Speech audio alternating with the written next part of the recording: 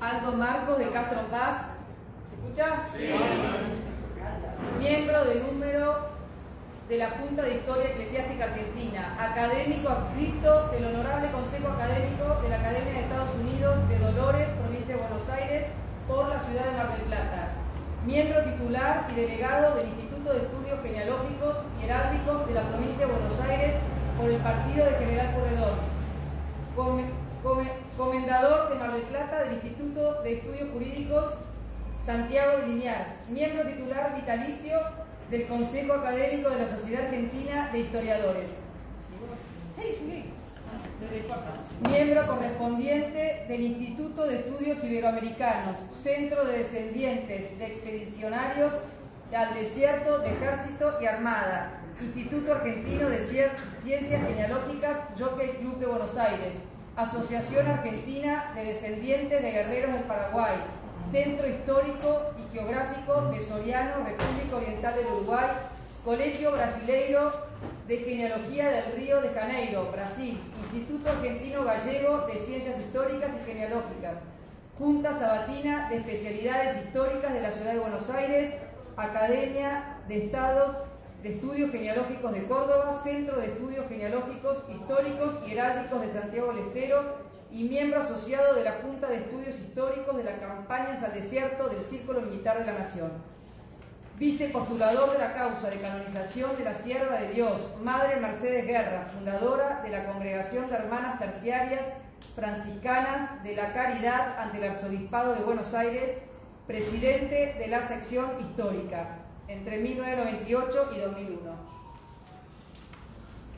Coordinador educativo del Carisma del Instituto de las Hermanas Terciarias Franciscanas de la Caridad en los colegios de la República Argentina, expresidente del Consejo de la Legión de María de la Diócesis de Mar del Plata, miembro de la Asociación de Amigos de la Conservación de la Iglesia Catedral de los Santos Pedro y Cecilia, 1986, del Instituto Cultural Hispano Argentino en 1988, de la Asociación Argentina de Hispanistas, del Gabinete de Estudios Hispánicos de la Universidad Nacional del Sur, 1987 y 1990, ex secretario de la Junta de Liturgia y Arte Sacro de la Diócesis de Mar del Plata.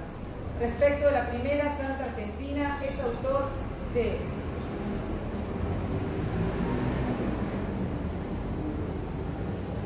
el libro titulado El retrato documental de María Antonia de Paz y Figueroa, la Beata Santiagueña, Buenos Aires 2017, con prólogo del canciller de la Academia Pontificia de las Ciencias y de la Academia Pontificia de Ciencias Sociales del Vaticano.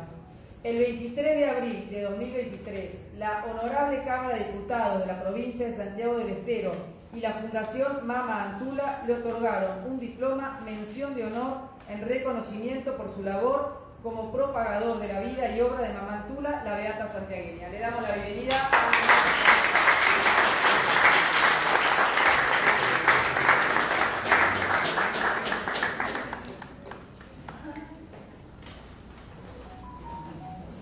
Buenas tardes a todos.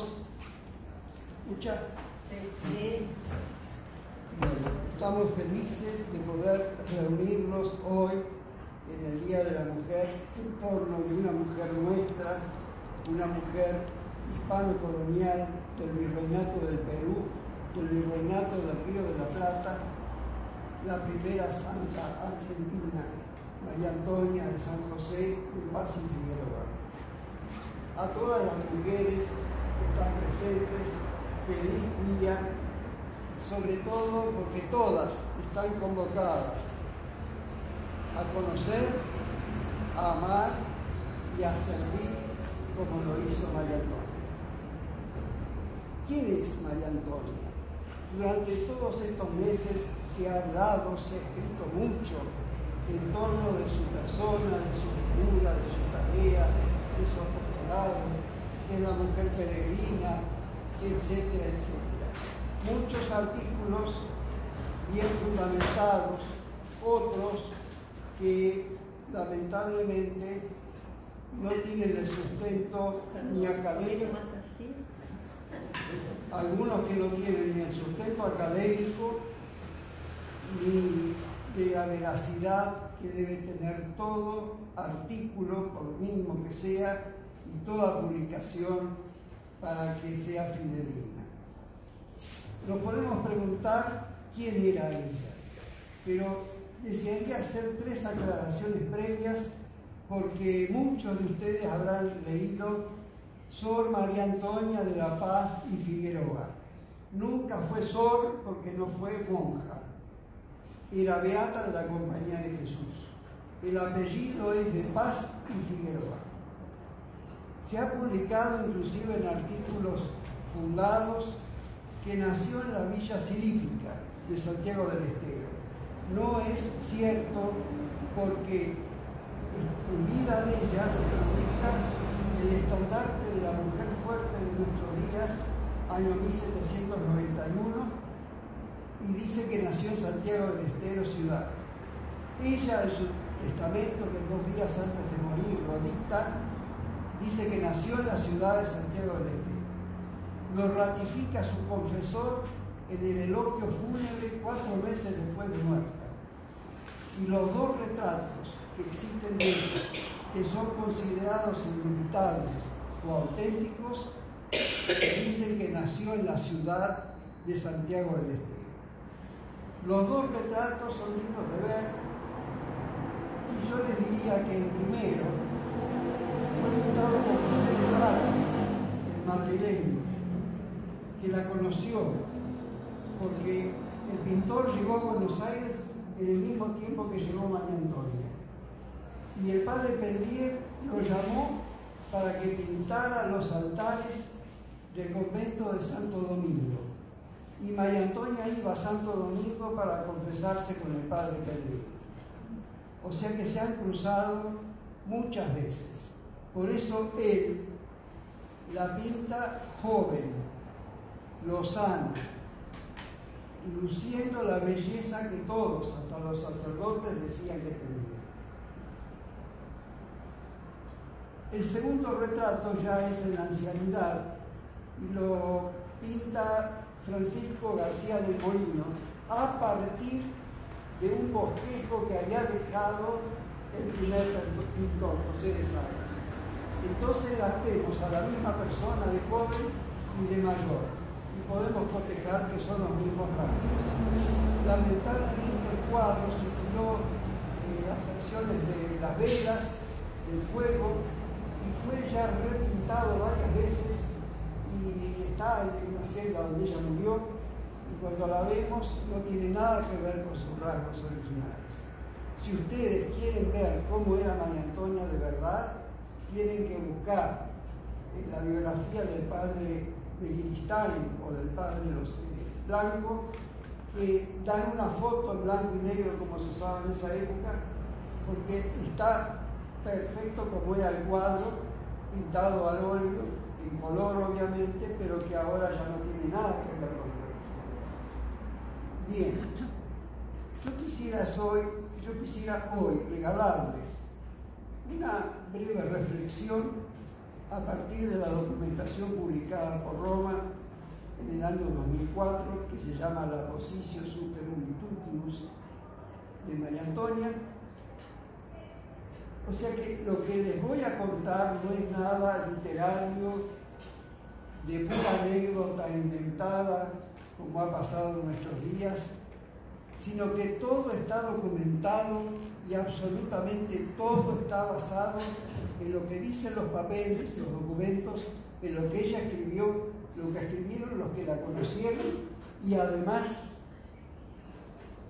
en lo que han dicho los testigos.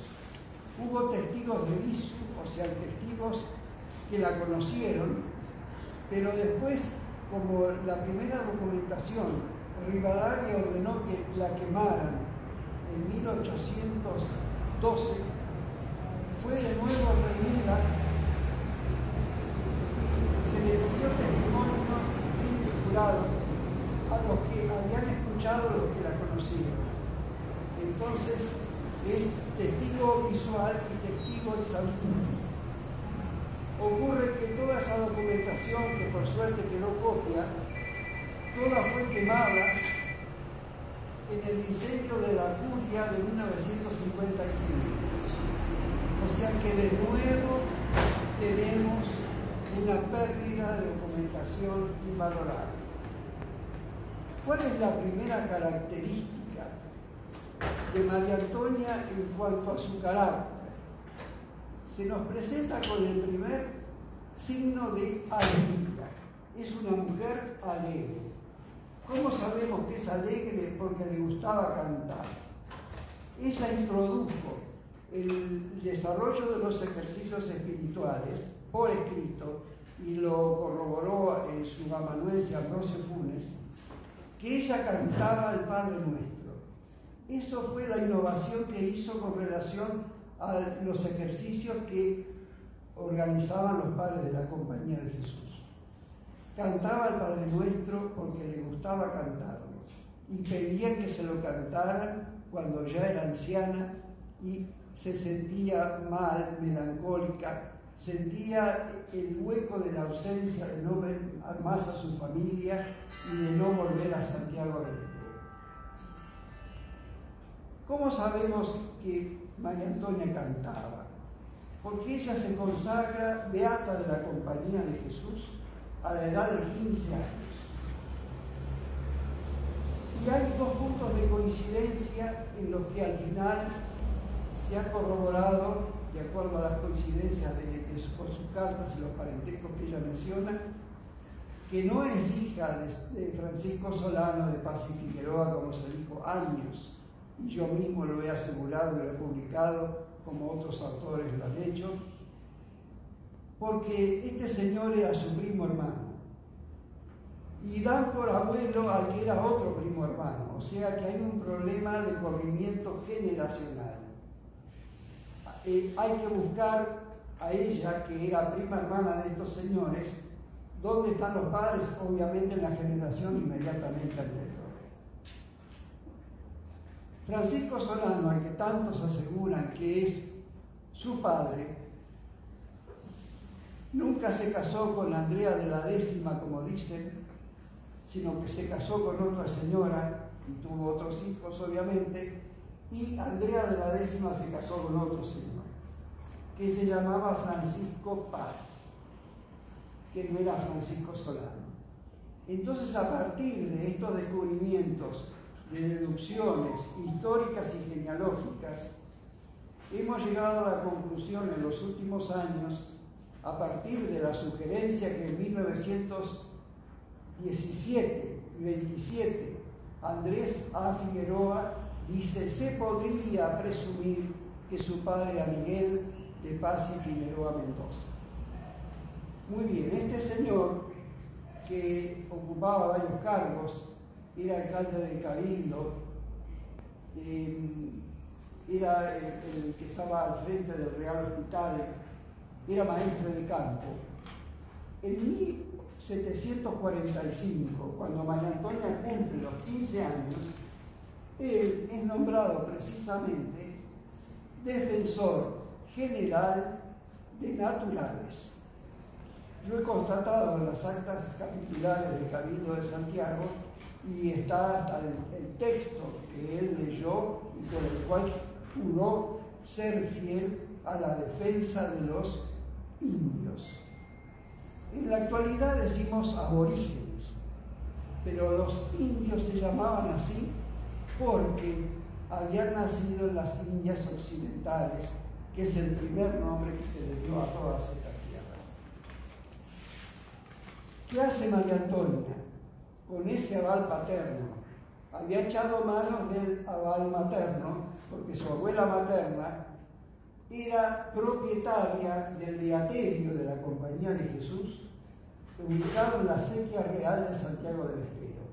Y eran propietarios ellos, los Suárez de Cantillana, desde el siglo XVI. Entonces, a partir de la impronta de su padre, como cercano a los naturales, y a partir de la herencia de su abuela materna, que ella entra como beata de la Compañía de Jesús, María Antonia se presenta con toda tranquilidad y con toda llaneza frente a los naturales, y ellos la reciben como tal. ¿Y saben cómo se los conquista? Enseñándoles a cantar el Padre Nuestro pero en quechua. De esa manera, viendo que alguien cantaba la misma lengua que ellos se vieron captados por esta joven de nada más que de 15 años, que a los niños les enseña la doctrina para tomar el catecismo. A las mujeres les enseña a bordar, a coser, a hilar y a hacer confituras con anilinas de colores y que eran muy ricos. Inclusive las mujeres tenían con esto la posibilidad no solo de agradar a su familia, sino de vender y tener un ingreso económico. Y a los hombres, aunque parezca mentira, a los hombres los reunían y les enseñaba a fabricar las tejas musleras, que hecho el material para construir la teja, con el molde de la pierna de cada uno, hacían las tejas, las secaban al sol, las pintaban y con eso ellos podían adornar y hacerse un buen techo para su propia vivienda. ¿Cómo se ha descubierto esto? Porque habrán oído hablar, los santiagueños sobre todo, de Fanny Ledesma. Fanny Ledesma, quien conocí, traté, me recibió en su casa, que tenía un cenáculo de oración con la imagen de Mamantula, con descendientes de estos naturales como miembros del cenáculo. Me ofrecieron un agasajo con todas las comidas y las bebidas que ellos, los indios, comían desde que se descubrió América. Entonces, ¿qué hizo Fanny Ledesma? Ordenó hacer una excavación, porque ella se le aparecía una silueta de una mujer con un rebozo blanco, moviéndole la cuna a su única hija, que como ella trabajaba todo el día en la escuela y en la agricultura municipal de la gobernación, descansaba y no se despertaba a tiempo cuando la niña lloraba. Y le llamaba la atención porque había una mujer al lado de la cuna moviéndola. Entonces le preguntó a su madrina, Mariquita Coronel, que murió de 101 años, ¿quién podría ser esta mujer? Y ella le dijo con toda naturalidad, pero si es la Mamantula. A partir de eso, ella ordena la excavación. Y en el lugar donde había sacado fotos a una silueta igual que se le aparecía junto a la cuna de la niña, encontraron restos de tejas, restos de los tirantes de madera imputrescible del lugar donde ella reunía a los naturales y vasijas de uso de utensilios domésticos que son conservadas. Ella me dio un trocito de estas tejas y la tierra del lugar. Yo la guardé unos 4 años sin abrir la caja. Cuando la abro, comprobé que tenía perfume de incienso. Y las tejas tienen el mismo brillo que tienen los huesos de María Antonia, algo que los médicos y los científicos no pudieron explicar. Entonces María Antonia comienza esa tarea y durante años la realiza y se constituye en la integradora de las diferencias. ¿Por qué? Porque en ese grupo que ella reunía para darle catecismo inicialmente, estaban los indios, los negros, los anglos, todo tipo de mestizaje, de todo color de las etnias y por cada uno con su lengua y con su cultura propia. Entonces, ella lo que hace es iniciar el proceso de inculturación, que es la asimilación, el injertar la cultura propia de cada uno de ellos, injertarla con la cultura europea y sobre todo con la religión católica.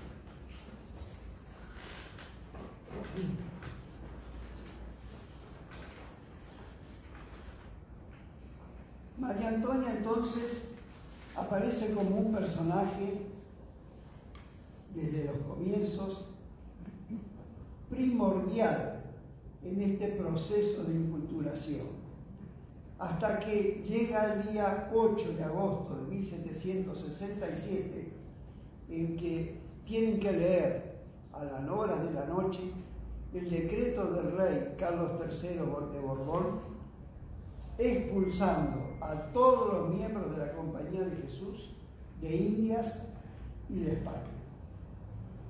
Fue una gran sorpresa, fue un gran dolor, inclusive por el lugar que ocupaba su familia. Su cuñado y su tío debieron ejecutarla. Y bueno, ¿ella qué hace? Echa mano de las enseñanzas de los jesuitas. Utiliza el discernimiento. ¿Qué siente María Antonia?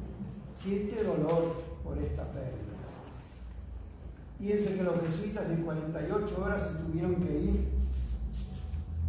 tuvieron que irse solamente con la ropa puesta. La Junta de Temporalidad se quedó con todos sus bienes, que fueron inmediatamente rematados. Fueron llevados engrillados como si fueran criminales. Y fue el momento, como dice el estandarte de la mujer fuerte, en que uno de los sacerdotes que había sido su maestro se saca la capa, que era una capa semicorta que no llegaba a la pantorrilla. ¿Pueden apagar los celulares, por favor?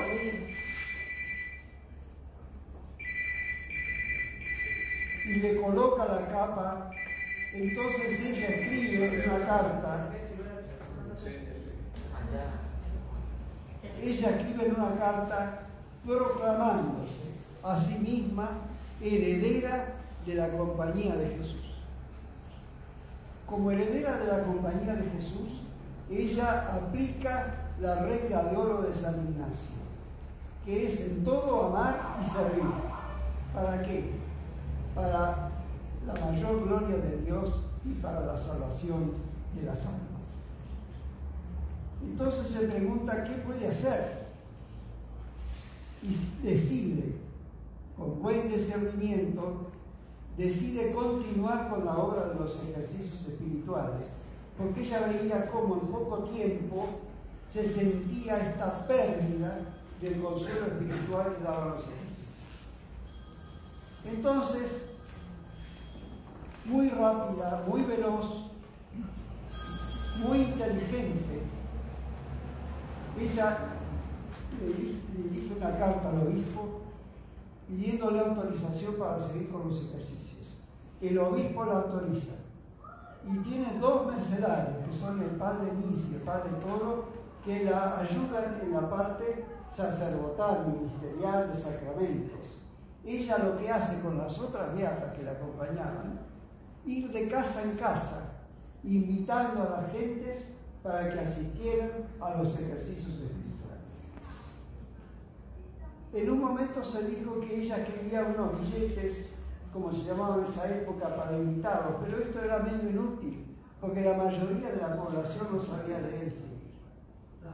Entonces ella, con el hábito de beata, con la capa del jesuita que la bendijo al irse, con el mañuco, que ya les voy a explicar, colgando del cuello, y con la cruz alta que usaban los jesuitas cuando salían de misión, calza las uyutas, que son unas sandalias de material vegetal que tiene poca vida, con 3 cordones para sostener los dedos y el talón. Pero como empieza a caminar entre los esteros, el salitrán, las zarzas con espinas y los bosques achaparrados, las alimañas la picaban tremendamente. Entonces ella tomó como solución servirse de unas vendas a las que mojaba con vinagre y se vendaba los pies y las piernas, dando la vuelta hasta la rodilla. Entonces, a partir de eso, ella pudo viajar, digamos, transitar esos caminos sin camino, invitando a las gentes a los ejercicios.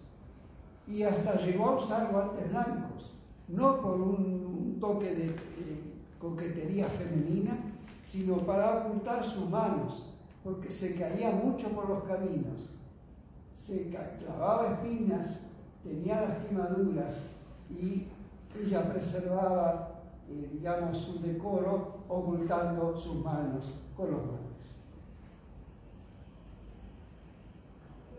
María Antonia se presenta como una mujer inteligente. ¿Qué significa inteligente? Viene del latín intus legere, que significa saber, leer, adentro. Ella sabía, mirando a cada uno, lo que pensaba y lo que necesitaba, por gracia de Dios, obviamente. Y era una mujer rápida, veloz, a tal punto que ella en una carta dice: idos o expulsados los sacerdotes en agosto, ella antes de Navidad ya había dado tantas de ejercicios espirituales.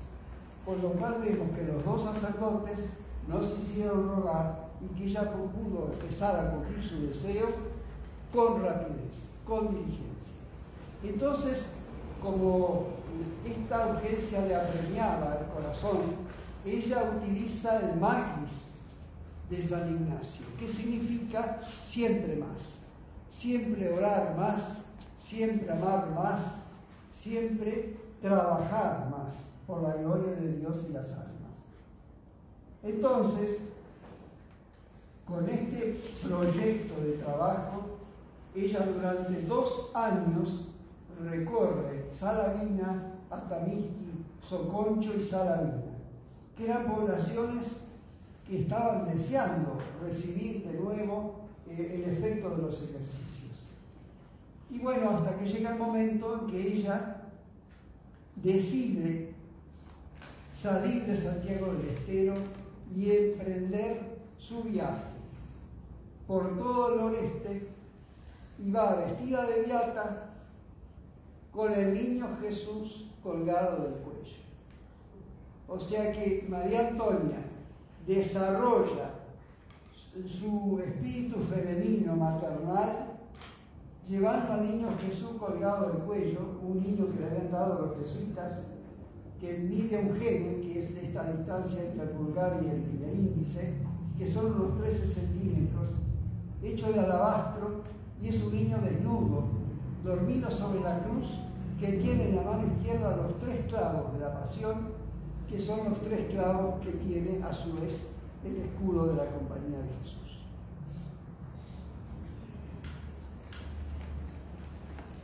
El arquitecto Jorge Vallacasal, que es paisajista y que ha realizado el camino de Mamantula, nos va a relatar cómo lo ha vivido él.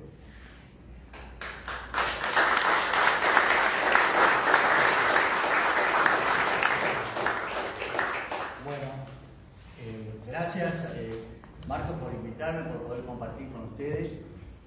Fue una emoción en el año, en diciembre del 2017, fue en lo de Matilde, estábamos todos reunidos a ver cómo hacíamos para difundir la obra de Mamantula, ¿no? Y la vida.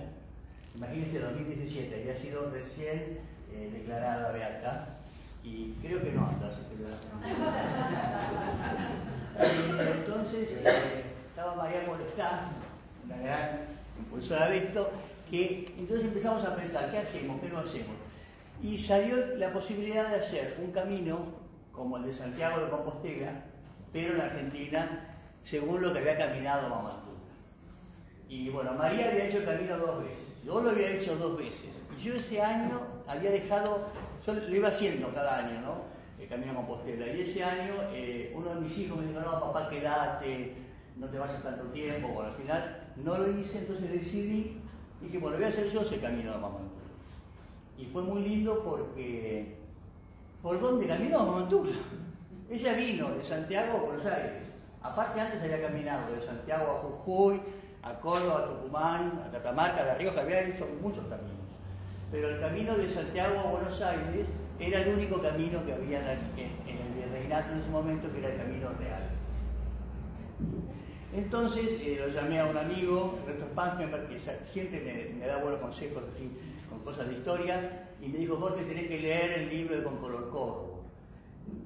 Yo sabía quién era Con Color Corvo, porque lo había escuchado de haber leído el Lazarillo de Caminante, ¿no? Sí. El Lazarillo de Caminante. Y Con Color Corvo es el secretario de un enviado del rey al Río de la Plata para que investigue ese camino que ya existía entre Perú y el Río de la Plata, ¿no?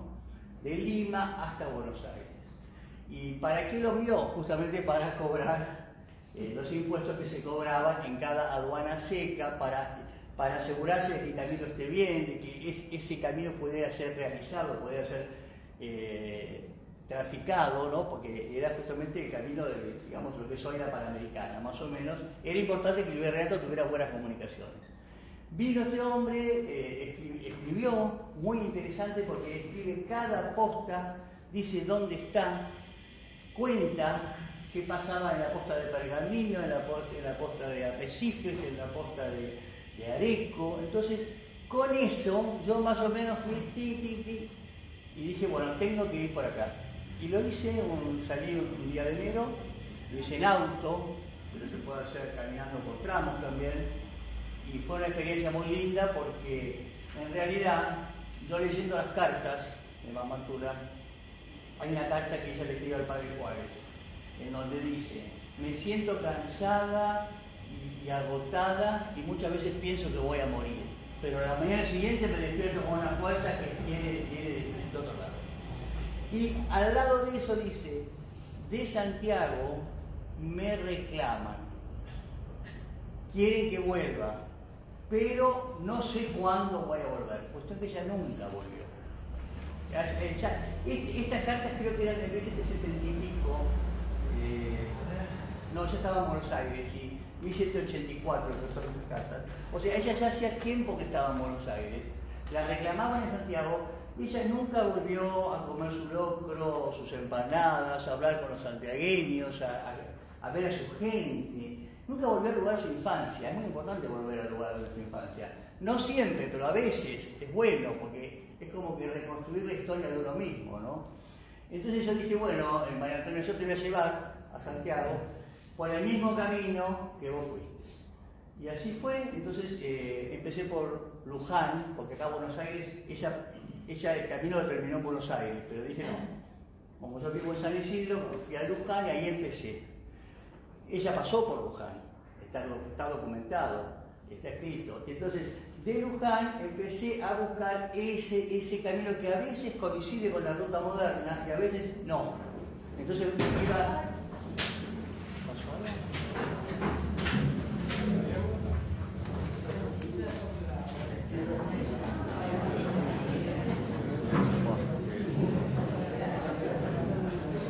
¿Está bien? ¿Sí? ¿Está bien? Bueno, gracias.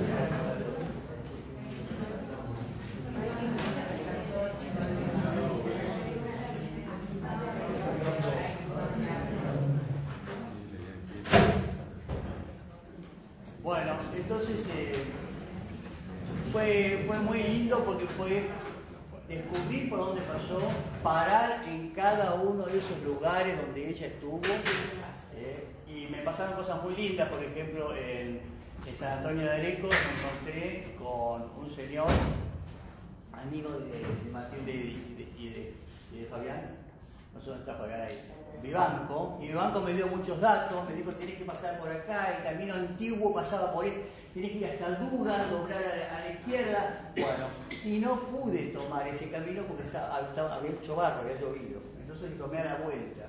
Pero lo interesante es que, por ejemplo, en ese trayecto, cuando tenés que doblar por Dugan y llegar hasta Arrecifes, cuando me contaba todo esto este hombre con unos planos, yo dije: pero está pasando atrás del monasterio de San Pablo de la Cruz.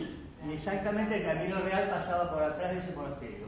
Bueno, y esas cosas, yo pensaba que Mamandura pasó caminando por ahí, pasó rezando, y después ese monasterio, 100 años después, se fundó ahí, fue un gran foco de evangelización y de espiritualidad, que es hasta el día de hoy. Bueno, y Y después, bueno, ese camino llega a Córdoba, está muy relacionado con la historia de la Argentina. Por ejemplo, en Córdoba es muy interesante porque pasa por Cabeza de Tigre, que es donde fusilaron a los cabecillas de esa primera revolución que sucedió en 1811 para derrocar al gobierno patrio, entre los cuales estaba Liniers. Y si seguís por ese camino, está la tumba donde los enterraron a Liniers y a todos los otros. Entonces, uno va pudiendo como reconstruir la historia argentina y unir las cosas importantes de nuestro país, de nuestra historia, con el paso de Mamantura que siempre es anterior, ¿no? En Córdoba fue muy interesante porque ahí, antes de llegar a la provincia de Córdoba, está el desvío del Camino Real que iba a Cuyo, que iba a Chile. Y entonces, en ese punto, en un momento cuando vino Pío XI, creo que era, Pío XI, antes de ser papa, en 1820, un delegado del Vaticano mandaron al nuevo obispo de Chile al Río de la Plata para que vaya hasta Chile. Era la época que Rivadavia había roto relaciones con la iglesia. Entonces vino este hombre, este obispo, y vino acompañado con sacerdotes. Uno de esos sacerdotes era Mastai Ferretti, que después fue Papa Pío XI. Y él hizo un diario con su camino por el Camino Real. Entonces es muy interesante porque también puede sacar datos de ahí. Por ejemplo, él habla de la posta de lo que es hoy Belville. En ese momento se llamaba Fraile Muerto. Y él nombra una virgen que él mismo mandó años después, y esa virgen está hoy en Belville. Entonces uno va reconstruyendo como ese rompecabezas, la relación, ¿no?, de la gente que pasó por el camino. Y en esa esquina donde se divide el Camino Real que va para Córdoba o que va para Chile, se hizo una misa. Y yo entonces pensé como un lugar, en ese momento me gustó decirle el lugar de los beatos, porque Pío XI es beato y Mamantura era beata en ese momento, ¿no? Bueno, muchas cosas podemos decir, pero voy a resumir, ¿no? Voy a resumir diciendo esto. El catecismo de la Iglesia Católica nos enseña que en las reliquias está la presencia real del santo. Ese es el valor de una reliquia. Y si viene reliquia de primero, segundo, tercer grado, o sea, hueso, ropa o algo que tocó el hueso y la ropa, las tres tienen el mismo valor espiritual. Entonces yo pensé que el Camino Real, como es un camino que pasó Mamantura, pero camino, es una reliquia. Entonces ese es un poco el mensaje de hacer un camino, de peregrinar, ¿no?, de estar con la presencia real de un santo. Eso fue lo que yo tuve en Santiago, mi experiencia en Santiago de Compostela, ¿no? Cuando caminé el Camino de Santiago, suceden muchas cosas en una peregrinación que uno no controla, porque las peregrinaciones uno tiene que estar dispuesto a los cambios que suceden, tiene que estar dispuesto a tener un plan diferente al plan proyectado, ¿no? Y si eso lo hacemos con la compañía de un santo, de una santa como Mamantura en este caso, un beato como el mismo Papa León XI, Pío XI, uno empieza a tener una experiencia realmente espiritual nueva, ¿no? Entonces, yo con todo esto hice también un diario, fui escribiendo las distintas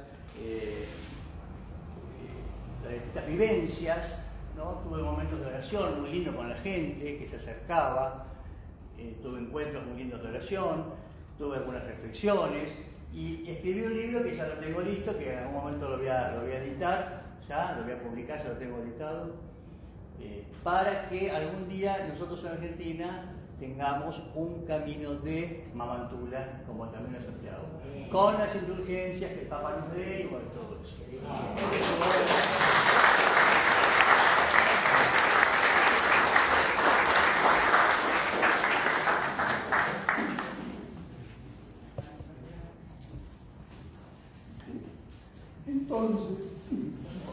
Entonces, todo este camino, María Antonia les decía, no lo hacía sola, embarrada, llena de pinches en los caminos, llena de contusiones. Ella no va sola, es una madre que va con el niño, pero una madre espiritual. Ella se denomina Madre Nutricia de las almas. Y ella escribe en sus cartas: el amable Jesús es quien me conduce y me permite estos pasos. Aún me hallo guardando a que Manuelito me abra el camino y seguir a donde fuere de su agrado, totalmente dependiendo de él. Amarle y hacerle amar mientras me dure la vida. ¿Quién puede penetrar las cosas de mi Manuelito Jesús? Es verdad que me hallé muy cabizbaja, pero ya mi Jesús me ha interesado sin haber hecho yo remedio alguno. Mi Manuelito es quien me conduce. No le fío a mejor custodia, porque no sé lo que sería de mí sin él. Fíjense qué dependencia espiritual, mística, tan estupenda, porque es la dependencia que tiene una madre que está amamantando a un hijo. El hijo no puede seguir viviendo si la madre no lo amamanta. Y a su vez, ella encuentra el sentido de su vida en amamantar. Es una relación recíproca. Bueno, a partir de la posición, como les decía al comienzo, yo pude ver otras características de la personalidad de María Antonia. María Antonia, con todo lo que hacía, era una mujer penitente. ¿Cómo era penitente? Usaba cilicio, que era una cadena en la cintura. No comía carne nunca, solo se alimentaba con pan, agua y un poco de sopa. Yo calculo que esa sopa sería caliente y a ella le daría un poco de armonía en su organismo como para poder recuperarse de la jornada pesada que había tenido. Y a la noche, ¿dónde dormía? Dormía sobre una tarima de madera dura, obviamente, sin colchón, y tenía de almohada una piedra. Pero todo esto ella lo hacía todos los días. Pero entre tanda de ejercicio, anda, ¿qué es una tanda? Una tanda es cuánto dura un ejercicio. Los ejercicios duran durante 10 días, pero terminaba los ejercicios y ella se tomaba unos días para hacer penitencia, para dar gracias por lo que había recibido los ejercicios y pedir nuevas bendiciones para los próximos. Y a pesar de todo esto, dicen los testigos, ella no perdía su fisonomía alegre. O sea que esta mujer que canta, que es alegre, que es penitente, que es peregrina, es una mujer feliz. No es una cara amargada, como diría el Papa Francisco. Es una cara feliz que comunica la felicidad de la unión con Dios. Mujer necesaria, le llama un jesuita que la conoció. Porque es un placer tratar con ella, dice otro. Pero ¿en qué está este secreto de Mama Antulla? En que ella utiliza la inteligencia del corazón. La inteligencia del corazón que ¿qué le permite? Poder leer adentro, como yo les decía, y poder ver los medios como para poder evitar futuros males. Por eso le llamaban Mama Antulla quita penas. O sea, mama porque era una mujer que ejercía la maternidad con todos. Antulla, que sería un diminutivo de Antonia. La quita penas porque estando con ella nadie sufría. Y si tenía algún problema, ella se lo solucionaba enseguida. Hasta que toma el camino que va a Buenos Aires. Sale y caminando, como es habitual en ella, la acompañan 2, 3 beatas y un peón, porque llevaban un carrito para recoger la comida, las donaciones que le iban regalando en el camino. pasa por el sur de Santa Fe, por un lugar que se llamaba Villa Muerta. Con los años, el tiempo, todas esas tierras, por lo que pasó ella, fueron compradas por Marcelo, Agustina Paz de Costa y Máximo Paz. Como Máximo Paz fue gobernador de Buenos Aires, abuelo de nuestra querida Georgia Amadeo Paz de Paillot, él utilizó su propio peculio para hacer la campaña. Entonces los hermanos, para hacerle un obsequio ya que él había perdido todo, donan todas esas tierras, todos esos terrenos y fundan un pueblo y le ponen como nombre Máximo Paz. Máximo Paz tiene su museo y ha celebrado con muchísimo gozo la canonización de María Antonia, porque yo me comunico con el director del museo y es muy lindo comprobar cómo conservan ese respeto y esa tradición por ella. Buenaventura llega en septiembre, o sea, en la primavera de 1779 a Buenos Aires. Como ella es una mujer procedente, no es una mujer rebelde, es una mujer que sabe cómo comportarse con la autoridad porque ella es hija, hermana, prima y nieta de funcionarios reales. Cada vez que llega a un lugar, ¿qué hace? Se presenta a las autoridades, la autoridad civil y la autoridad eclesiástica. Llegada ella a Buenos Aires, pide audiencia con el obispo Malvar y con el virrey Bernis. El obispo Malvar al principio duda, pero justo en ese momento, en forma providencial, ¿quién llega a Buenos Aires? Fray José de San Alberto, carmelita, que la había conocido cuando ella pasó por Córdoba, y le dice al obispo de Buenos Aires: no tema, monseñor, en aprobar esta obra porque esta es obra de Dios. Pero le quedaba al virrey. Según Monona Paz de Sanz, que ella lo deja escrito, la deja esperando la autorización 8 meses. Va 8 meses y siempre le dice que no. Cuando va en el 9º mes, era un día espléndido de sol,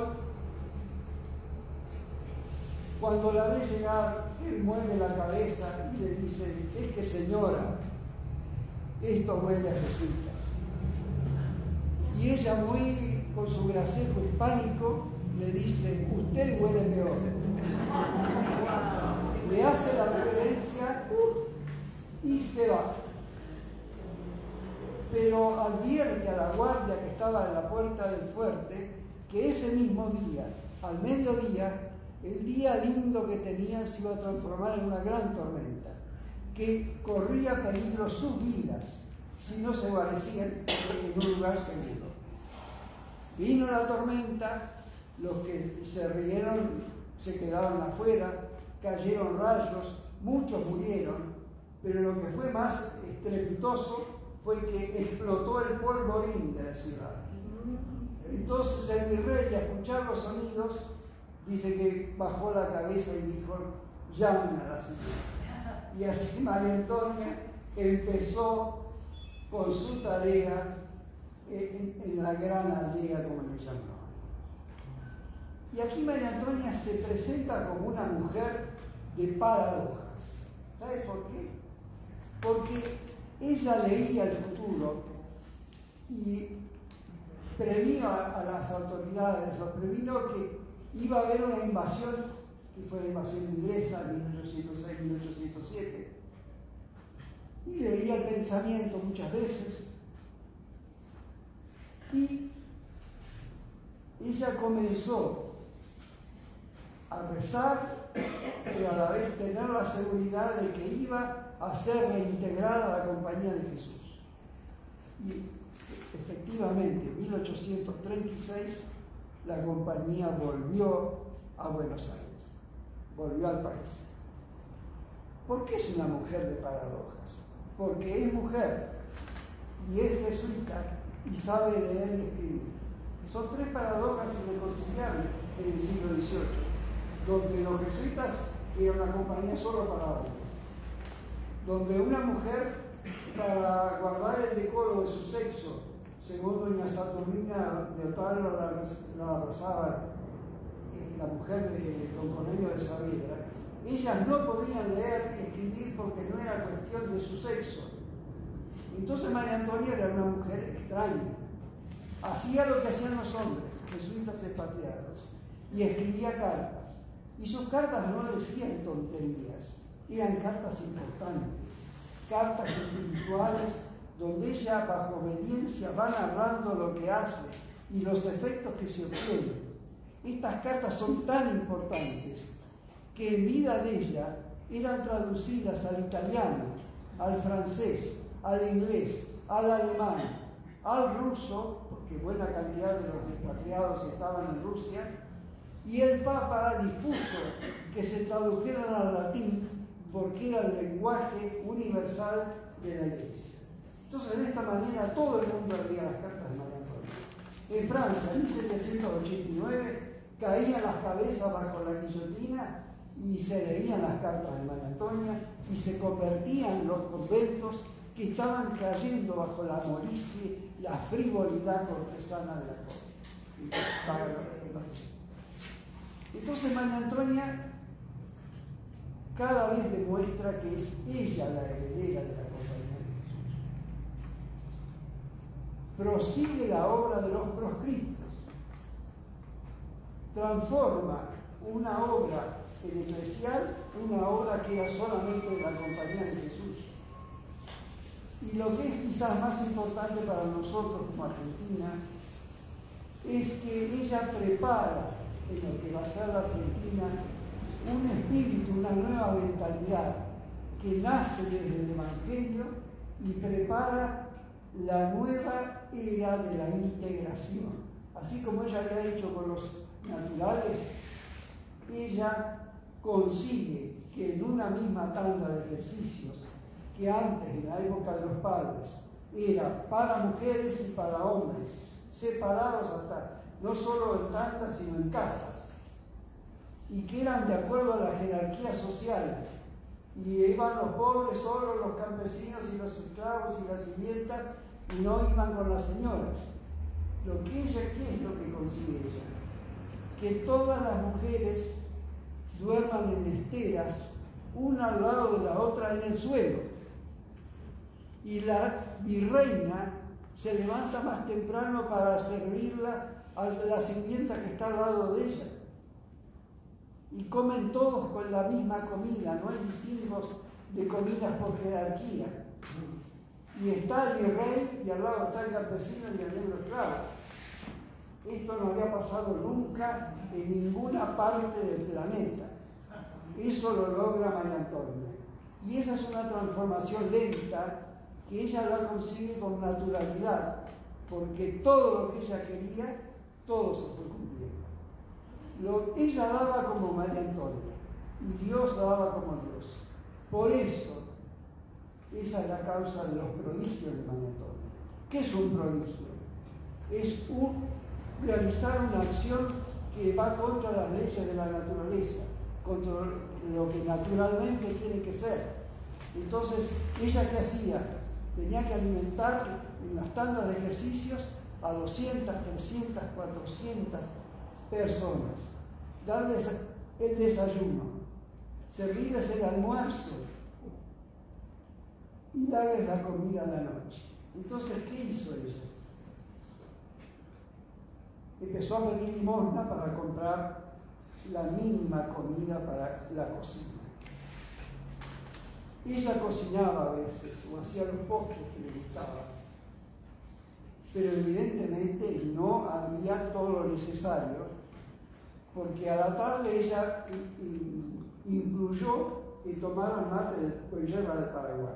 Entonces se refrigeraban, socializaban un poco y seguían hasta la noche, y en la noche también tenían que hacer comida nuevamente, sin elementos para cocinar.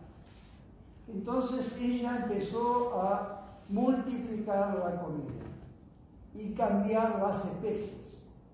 Un día necesitaba pelones para el postre. Viene un señor con una gran canasta, dice: acá de madre le traigo porotos. Y ella le dice: no, no son porotos, son pelones.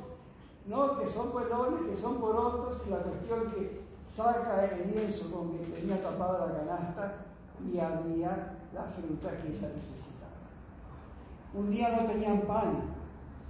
Encienden 2 velas, toman la imagen de la dolorosa, la que le pedía todo y le llamaba a la abadesa de la casa, hacen una procesión alrededor de la casa. Cuando vuelven tenían canastas con pan.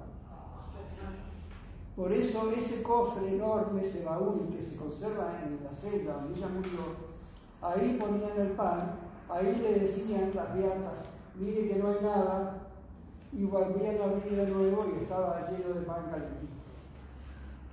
Entonces pasaba que un día se le presenta hasta el mismo obispo para comer de la comida que comían todos. Y le dicen las beatas: madre, la comida no alcanza. Y ella entonces, ¿qué hacía? Pedía la fuente y la cuchara. Se ponía a servir y servía 2 veces, 2 platos a cada uno. O sea que podían repetir. Lo que sobraba se lo daban a los pobres de la calle y lo llevaban a la cárcel, porque era como una multiplicación sin número de la comida. Y así pasaba con la bebida. Rosa Lastra de Lecija contaba, que lo contaba su madre, que se consideraba parienta, que dice que una vez había unas vasijas de barro con agua. ¿Y ella qué hizo? Transformó el agua en vino, porque ese día tenía visitas importantes. Entonces hacía como en las bodas de Caná, multiplicaba la comida admirablemente como nunca se vio. ¿Por qué la llamamos Madre Espiritual de la Patria? En el año 2018, en la Cámara de Diputados se hizo esa propuesta. ¿Y por qué ella sería o es la madre de la patria? Siendo que la patria nació 11 años después de su muerte. Pero como les decía antes, ella preparó la mentalidad evangélica de la igualdad y de la integración. Entonces, primer símbolo que toma el general Belgrano, él crea la bandera con los colores de la Inmaculada Concepción o la Purísima, que era una devoción muy española. Aún antes de 4 siglos antes de la declaración dogmática, que fue en 1854. Y en 1818 le agregan a la bandera el sol, que es el sol que tenía la Compañía de Jesús como escudo. 32 rayos, 16 rectos y 16 curvos, porque simbolizan el doble efecto del sol, que ilumina y transforma. Y este sol, ¿qué representaba? El nombre santísimo de Cristo, el nombre de Jesús, con las 3 letras de la primera, segunda y tercera del nombre de Jesús en griego, con la cruz arriba y los 3 clavitos que tenía el niño Jesús que lleva en el pecho. ¿Y qué hacen cuando crean la bandera? No le dejan el escudo, obviamente, de la compañía, sino que le sacan el nombre de Jesús y colocan un rostro como si fuera el rostro del sol, transfigurando en una figura heráldica, una figura que era el signo de la orden. Y precisamente la primera moneda argentina, que se llamó Sol de Mayo, también tiene este mismo sol. Y este mismo sol, pero con el nombre de Jesús, es hoy el escudo del Papa Francisco. ¿Cómo jesuita tiene ese escudo? Si nosotros vamos a la catedral, aquí en el centro, nave derecha, encontramos en el centro que la tumba del general José de San Martín, el padre de la patria. Frente a él está la imagen de María Antonia de Paz y Figueroa, hoy santa, la madre espiritual de la patria. O sea que ven cómo conjugan ambos valores y de alguna manera podemos decir que comparten la paternidad y la patria.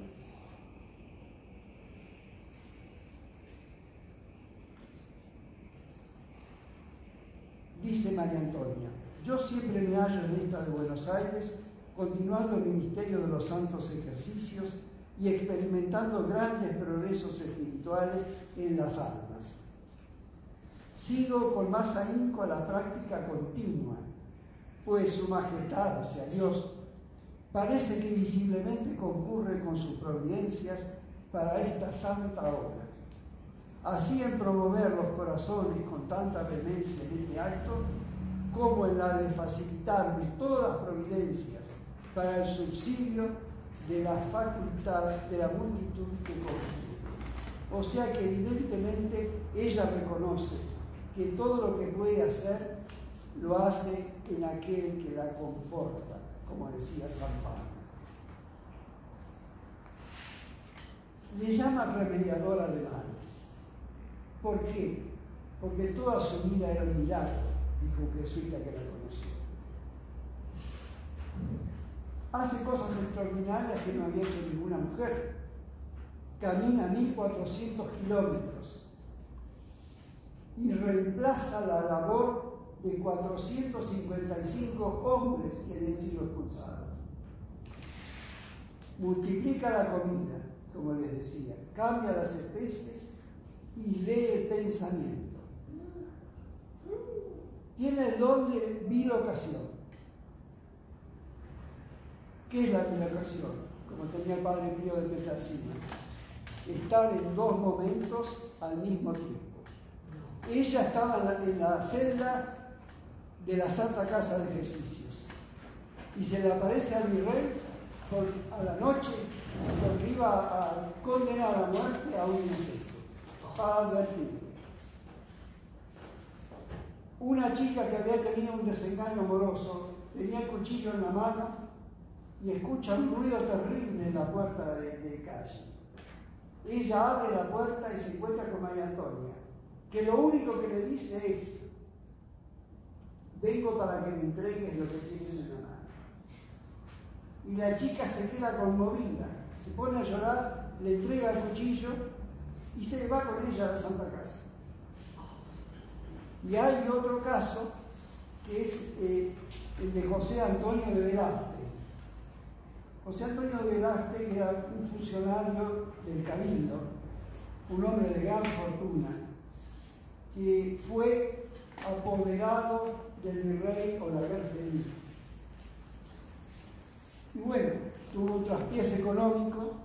¿Y qué sucedió? Él en ese momento no se aceptaba que una persona perdiera su fortuna. Era la mayor falta al honor. Entonces él se sube a la terraza de su casa y se estaba no sabemos, por suicidar, no sabemos de qué forma. Y escucha que alguien lo llama por su nombre. Y la ve a la Beata Antula, que venía apoyada en su cruz, y le dice: detente, hermano, detente en nombre de Dios. ¿Y qué hace María Antonia? No solo que lo disuade para que no se suicide, sino que lo persuade, diciéndole qué tiene que hacer para recuperar su fortuna. Fue así. Y él estuvo tan agradecido, que ¿saben qué hizo? Cuando se casó en segundas nupcias, la nombró madrina de casamiento, porque ya había sido madrina de bautismo de otras niñas, de los próceres que fueron después de Mayo. Y de esa manera tenemos que María Antonia salva la vida de un hombre muy apreciado en la ciudad, que tuvo alrededor de 18 hijos y cuyos descendientes ocupan una buena porción de la ciudad de Buenos Aires. Y aquí tenemos a dos descendientes que son Sofía Bustamante Velázquez y su hija Mariana Vallá Casal. O sea que fíjense, si no hubiera sido por María Antonia, ustedes no estarían sentados. Y así no tenían ni Monseñor Elizalde, ni el ministro Elizalde, que fue de Mestre, etcétera, etcétera. Esto es lo que lograba María Antonia de a poco, sin proponerse. Tenía una ventanita junto al oratorio que la abría y a la noche llamaba a las prostitutas que pasaban por esa calle y se las conquistaba preguntándoles quiénes eran, cómo vivían, qué les pasaba, por qué hacían esa vida. Algunas cambiaban de vida, entraron de beatas y otras llegaron a formar matrimonio. Y si no tenían dónde alojarse, ella las alojaba en la Santa Casa, que para eso, en esa época, tenía los 11 patios con habitaciones alrededor. Ella amansaba las fieras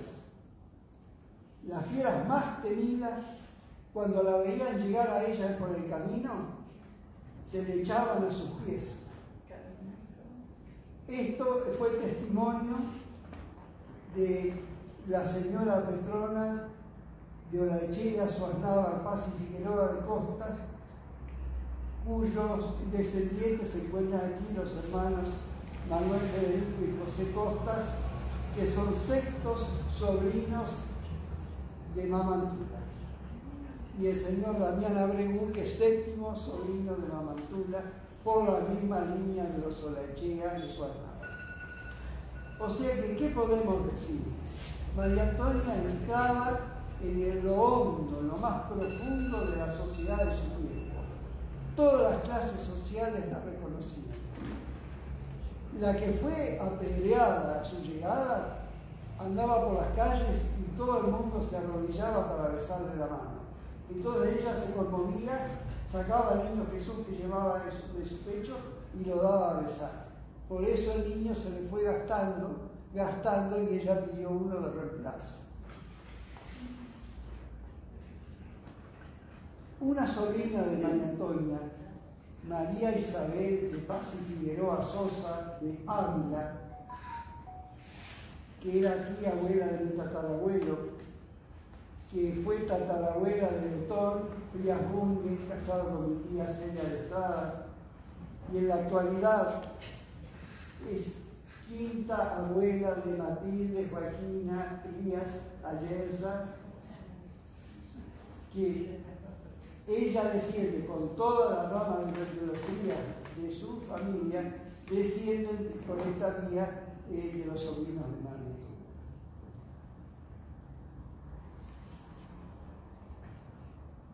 Habíamos dicho que Mamantula viene del norte, llega de Jujuy a Santiago del Estero y lo hacía con dos características. Viajaba como pobre a la luz de la luna. ¿Por qué? Porque la luna llena le daba la luz en el camino para que pudiera hacerlo sin tropiezos, digamos, técnicamente, y además porque de noche todas las alimañas no salían tanto como a la hora del sol.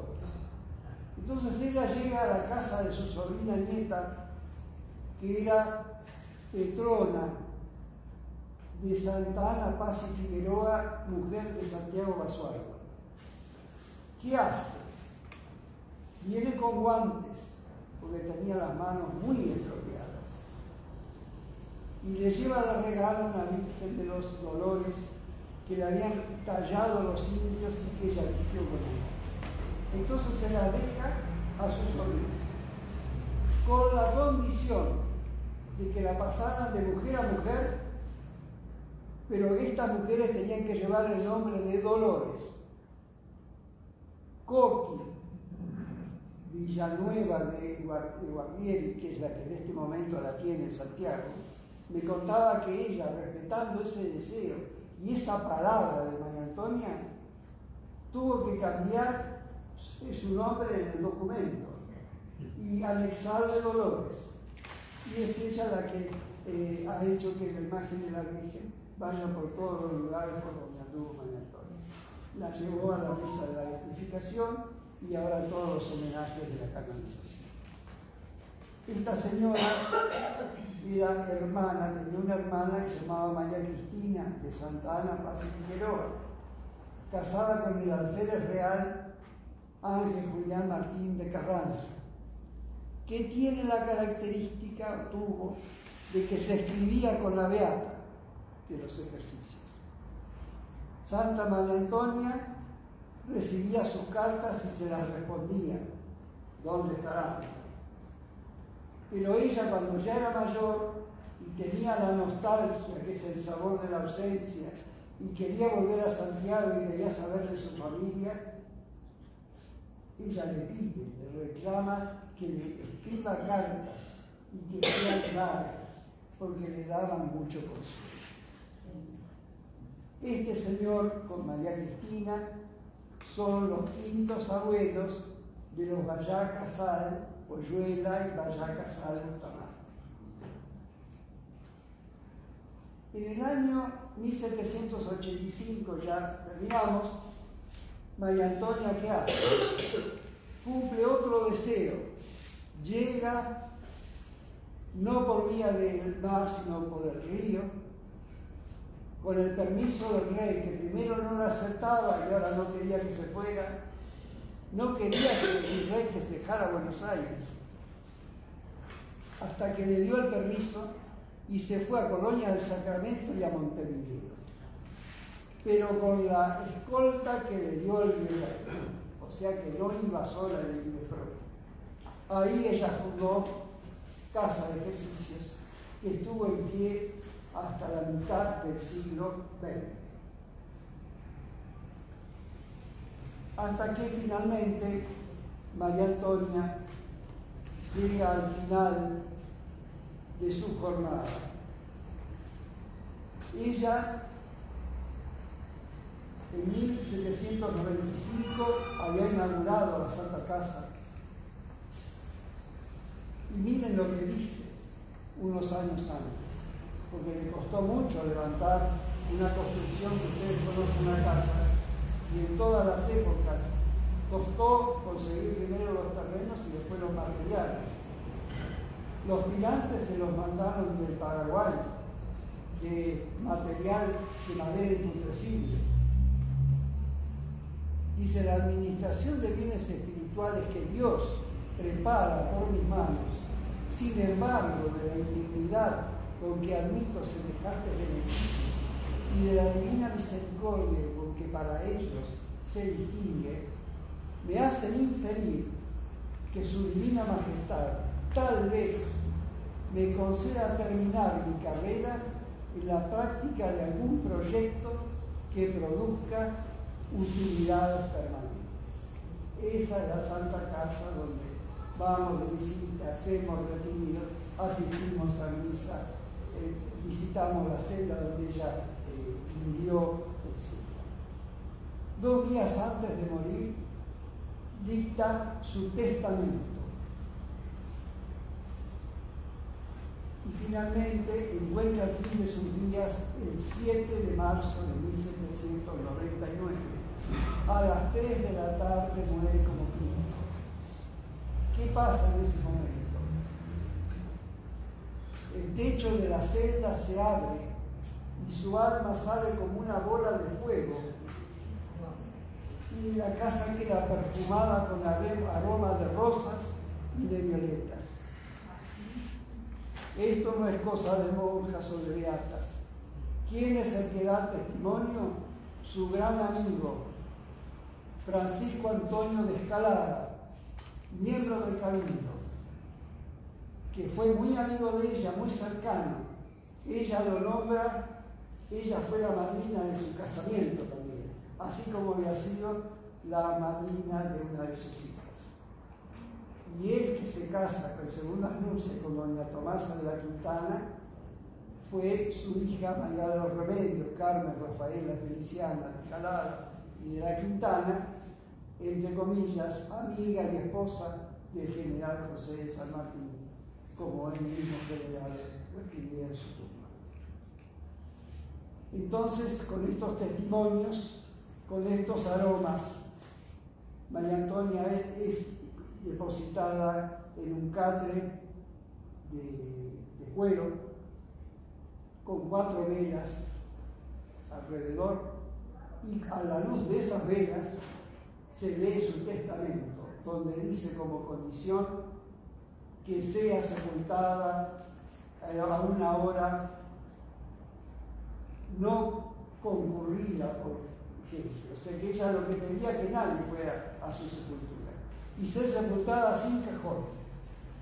Entonces la sepultan en la Piedad, como ella quiere, en el cementerio que estaba al lado en ese momento, sin cajón. La cabeza se la apoyan en un tronco de ñandubay que es imputrescible. En sus manos tiene la cruz de madera de olivo de Jerusalén y calzada con las uyutas. Porque muy bien dijo alguien en estos días, para que se presente calzada la que toda la vida anduvo descalza. Entonces María Antonia es la mujer fuerte y peregrina. Es la María y la Marta de Betania del virreinato. Ella ora, pero también trabaja. Ella es la presencia jesítica durante la ausencia.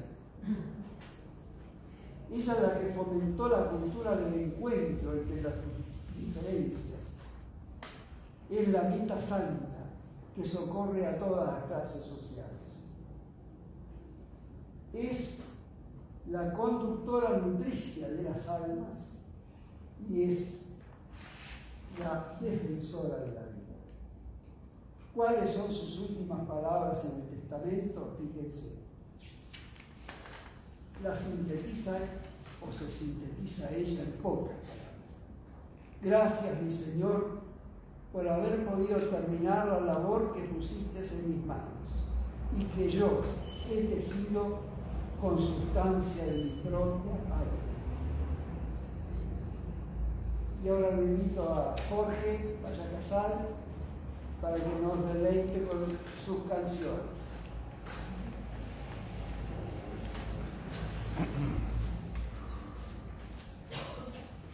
Vamos a compartir una samba que le llama Mamantura y traje algunas letras para los que quieran seguirla.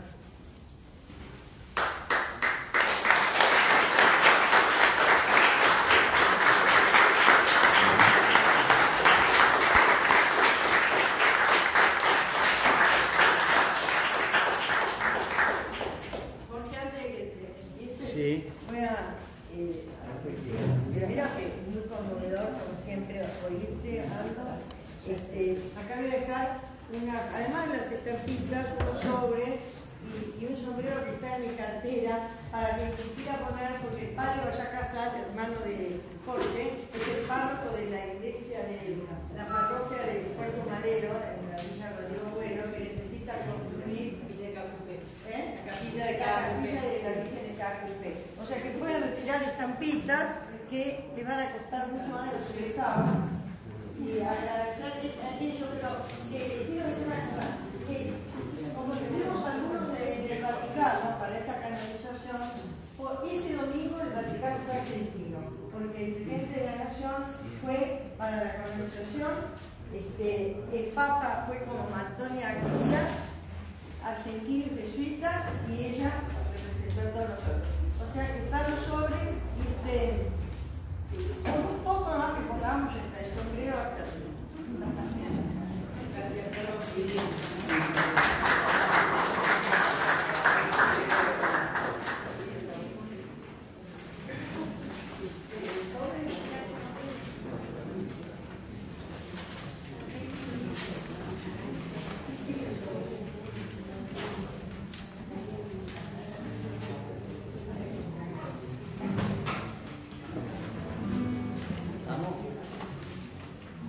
Bueno, primero hay que practicarla un poquito.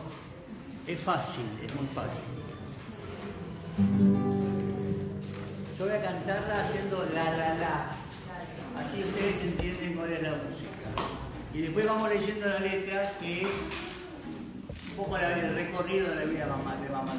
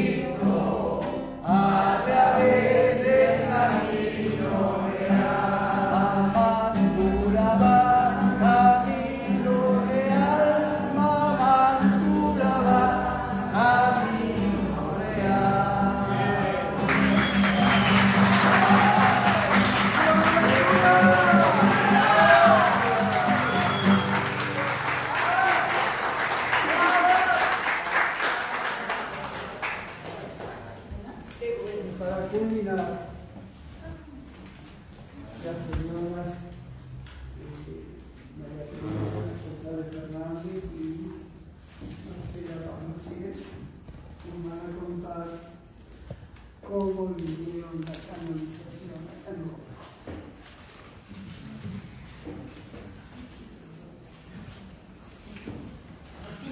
Sí, va a ser corto porque se hizo largo, pero fue un placer, nos dejó tan imbuidos, tanto Aldo Marcos como Jorge Castro y Damián Ardegú, que han tenido, Damián se quedó a cargo acá en Buenos Aires y nosotros nos tuvimos que ir a Roma. Y bueno, y fue increíble porque se formó, digamos, ya lo teníamos, veníamos trabajando mucho, pero se formó un grupo, como le decimos los primos santulianos, que fue increíble. Nos agotamos, pero al día siguiente nos levantábamos y ahí seguíamos. Y como le dije recién, el Vaticano fue argentino por ese domingo porque estaba lleno de peregrinos, gente que había de Santiago del Estero, de Santa Fe, de Córdoba, con banderas. Fue increíble, muy conmovedor, porque la vimos en los altares, no solamente en los altares, sino en la Basílica de San Pedro, proclamada santa, solas, porque en general la proclamación de los santos son muchos y en la plaza de San Pedro. Acá, por supuesto que tuvo el apoyo del Santo Padre, que era argentino y jesuita, pero igual que la Madre Teresa de Calcuta, fueron proclamadas solas. Y nos unimos mucho, nos participamos acá, como decimos, a la Rubia, Salier, bueno, las Valla Casal, la Loli, no sé, Loli, Gaviña, Carlos, estuvieron, bueno, obvio, Jorge Valla Casal, que estuvo a cargo de un tour, y lo pasamos realmente muy bien, muy unidos y totalmente consustanciados con, como dijo Aldo Marcos, lo que quería la altura, abrir caminos, acercar posturas, generar espacios de convivencia y llevar, no la palabra de Dios, porque no, es difícil, pero sí ser testimonios de la fe en Cristo.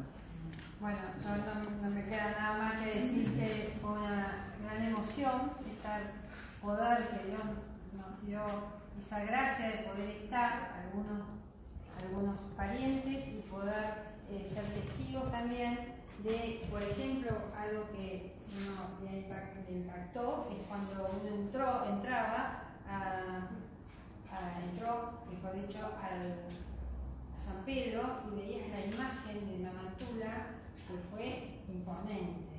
Realmente, no sé, a uno me emociona. Y otro de los temas también, además de la ceremonia de ella, que como dijo Teresa, fue impactante porque en San Pedro se transformó en Argentina. Fue Argentina el domingo 11, San Pedro fue Argentina.